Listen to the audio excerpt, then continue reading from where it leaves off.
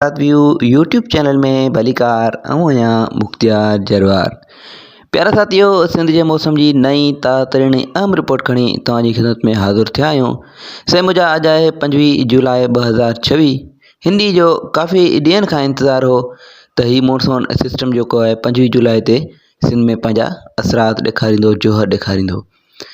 तो साईं मुझा अज हिन स्पेल जो अज ऐं सुभाणे यानी 25 ऐं 26 जुलाई ॿ अहम ॾींहं आहिनि। हिन सिस्टम में अज ॾखिण ओभर विचोली उत्तर लाड़ सिंध के मुख़्तलिफ़ इलाक़नि में ज़बरदस्त बरसातुनि जा इम्कान नज़र अची रहिया आहिनि। त इन वक़्त सिस्टम की जेकॾहिं ॻाल्हि कजे त सिस्टम भारतीय हदनि में नगर पालिका के वेझो राजस्थान गुजरात के हदनि ते मौजूदु आहे।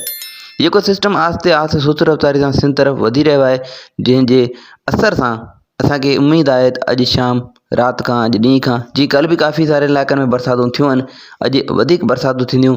मिरप्रकाश डिवीज़न जा मुख़्तलिफ़ इलाइक़ा थरपारकर मिठी इस्लामकोट छाछरो नगर मतलब तो ॾखिण ओभर सिंध जा मुख़्तलिफ़ इलाइक़ा हैदराबाद डिवीज़न जा मुख़्तलिफ़ इलाइक़ा सखर लाड़काना डिवीज़न सागड़ नवाबशाह सिंध के सब खां वॾे शहर सिंध की दिल कराची ठठो सुजावल लाड़पट्टी ॾखिण ओभर सिंध मतलब त सिंध के तमाम तर इलाइक़नि में यकीनन उम्मीद है असांखे सुठी उम्मीद है तो 60 खां 70 या ईअं खणी चइजे त 80% इलाइक़नि में सिंध के 80% इलाइक़नि में बरसात जा इम्कान आहिनि। तो हर नंढे वॾे शहर इलाइक़े ॻोठ जो नालो वठणु तमामु मुश्किल थी पवंदो ऐं वीडियो 10 मिंट जी थी वेंदी, पर शॉर्टकट मुख़्तसरन तव्हांखे इहो ॿुधायूं त हिन स्पेल मां सुठी बरसातुनि जी उमेद आहे। ख़ासि तौर ते जेका ॾखिण ओभर ऐं विचोली सिंध जी पट्टी आहे उनमें सुठियूं बरसातूं पवंदियूं, वक़्फ़े वक़्फ़े तां बरसातूं हलंदियूं।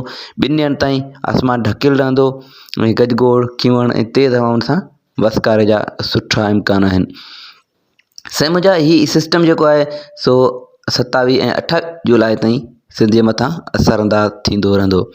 ख़ासि तौर ते जेके ॾखिण सिंध जा इलाइक़ा जंहिंमें थरपारकर जो इलाइक़ो शामिल आहे, मिरप्रकाश डिवीज़न जा ॿिया इलाइक़ा जुडो डिगड़ी साइड वारा इलाइक़ा, इन इलाइक़नि में सुठी उम्मीद आहे। बदीन ज़िले जा इलाइक़ा ऐं कराची मुख़्तलिफ़ इलाइक़नि में इम्कानात नज़र अची रहिया आहिनि।